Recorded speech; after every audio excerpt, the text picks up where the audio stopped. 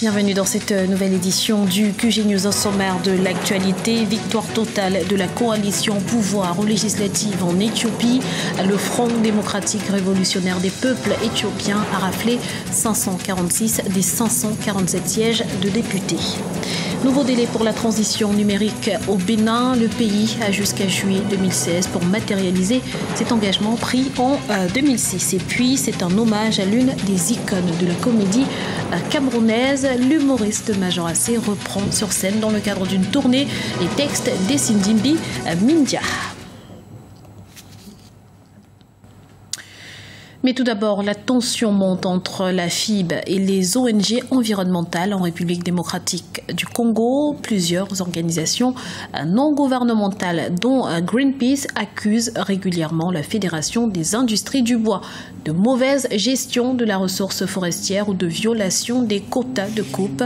Des accusations jugées infondées par la Fédération qui, à son tour, accuse Greenpeace de vouloir empêcher la République démocratique du Congo d'exploiter cette ressource pour son développement.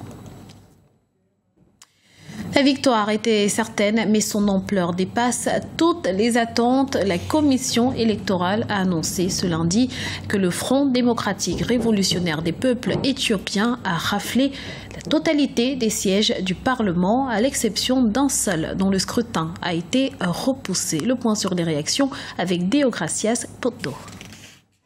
Par une imposante majorité, la coalition au pouvoir en Éthiopie et ses partis alliés ont remporté le scrutin du 24 mai 2015, selon les résultats proclamés ce lundi 22 juin par le président de la commission électorale. L'opposition, une nouvelle fois, dénonce des irrégularités, tandis que les organisations de défense des droits de l'homme, elles, s'élèvent contre des atteintes à la liberté d'expression.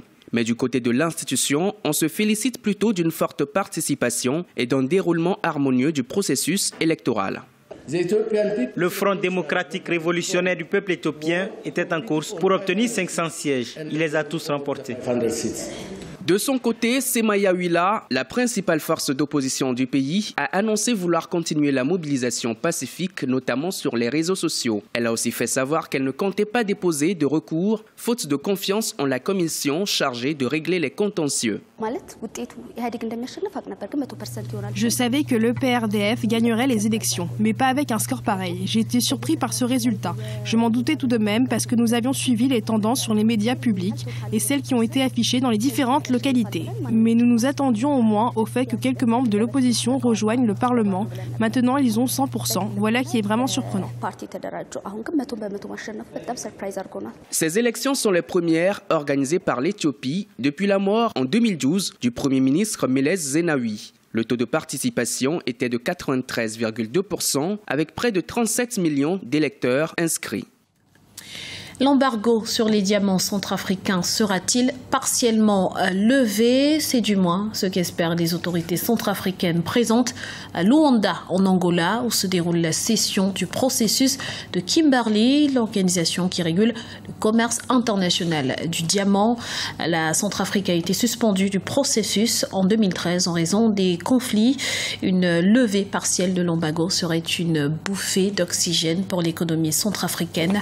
La décision devrait être connue ce vendredi. Le Bénin a manqué le rendez-vous du 17 juin 2015 pour la migration vers le numérique. Plusieurs raisons expliquent ce retard.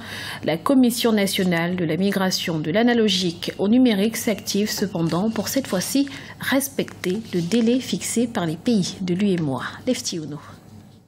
Une nouvelle échéance pour le passage de l'analogique vers le numérique au Bénin. La Commission nationale de la migration de l'analogique au numérique, installée depuis 2013, s'est dotée d'un schéma directeur et d'un cadre juridique du passage au numérique. Elle a défini aussi les composantes nécessaires pour une matérialisation de cette transition. Cependant, le Bénin a manqué le rendez-vous du 17 juin.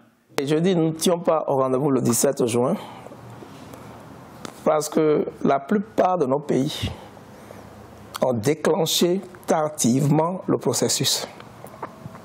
Je dis c'est en 2006 que le signal a été donné. Mais la plupart de nos pays, il a fallu attendre aux environs de l'an 2010 pour qu'on bouge.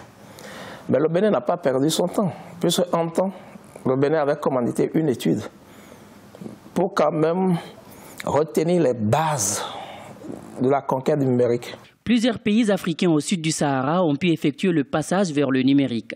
À l'issue de la rencontre sous-régionale tenue à Ouagadougou au Burkina Faso du 17 au 19 juin 2015, le second trimestre 2016 est la dernière date retenue par les pays de l'UEMOA pour cette opération. Date que le Bénin entend respecter. Le Bénin peut aller très vite si le financement est signé.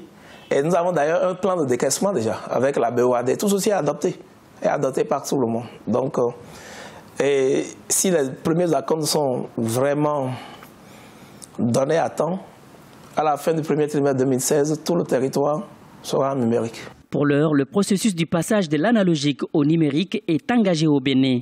Il faut noter que ce basculement est un processus qui exige une adaptation progressive aux nouvelles normes avant juillet 2016. Pour le moment, la période de simulcast continue dans tous les pays de l'UEMOA. C'est un véritable pan de la culture comique camerounaise qui est en quelque sorte ressuscité sur scène. Le comédien Major Assé reprend depuis le 21 juin les textes de Essindi Mindia, disparu il y a 10 ans, pour le plus grand bonheur des fans. Voyez ce reportage, notre correspondant au Cameroun, Narcisse Nombé. Mon fils, n'achète pas les parfums, les déodorants, les cigarettes. Ton odeur, c'est ton odeur. Tu cherches encore quoi? L'humoriste camerounais Major Assé ressuscite la légende Essindi Mindia. Décédé il y a 10 ans, Essindi Mindia est considéré par la génération actuelle comme étant l'un des comiques les plus doués de tous les temps au Cameroun. Au cours d'un spectacle organisé ce samedi à Yaoundé, Major Assé, valeur montante du stand-up dans son pays, a revisité le répertoire de l'illustre disparu. Une façon pour ce jeune artiste de rendre hommage à celui qui est à l'origine de sa vocation. Pour moi, c'est une icône, c'est un repère intergénérationnel. Donc, je me suis dit à un moment donné, j'aurais pu faire 10 ans d'anniversaire de scène de Major Assé, mais il faut savoir dire merci à celui qui vous a tout donné. Et Essindi Mindia m'a donné son art, j'ai travaillé sur 4 mois avec lui. Je crois que c'est sur ces 4 mois que je me suis décidé à devenir vraiment le comique. Il a tellement cru en moi, il m'a appelé dans une pièce qu'il montait et il m'a donné le rôle du personnage comique qui était dans la pièce. Les textes d'Essindi Mindia font de lui un artiste engagé. Corruption, gabégie, homosexualité et bien d'autres mots encore présents dans la société camerounaise actuelle sont mis à nu. C'est des moments intenses. C'est des moments qu'il faut remettre dans la mesure où non seulement il a fait en sorte qu'Essindi revive, mais il remet Essindi au goût du jour, dans la mesure où les problèmes et les problématiques de la société camerounaise, il les remet au devant de la scène. Parmi les temps forts de cet hommage rendu à Essindi Mindia, la présence sur scène de Rosalie, sa veuve. Ce soir, je suis sûre que là où il se trouve, il est fier de nous. Vraiment. Enfin, moi aussi, je crois que ce soir, il était dans cette salle avec nous. Après Yaoundé, l'hommage à Essindi Mindia se poursuivra dans une quinzaine de villes camerounaises. Une tournée européenne est également prévue, notamment en France, pays dans lequel il a laissé de nombreux fans. Ce journal a été réalisé par l'ensemble de la rédaction. Nous vous remercions pour votre fidélité. Retrouvez dans un instant une nouvelle édition de l'information sur Africa 24.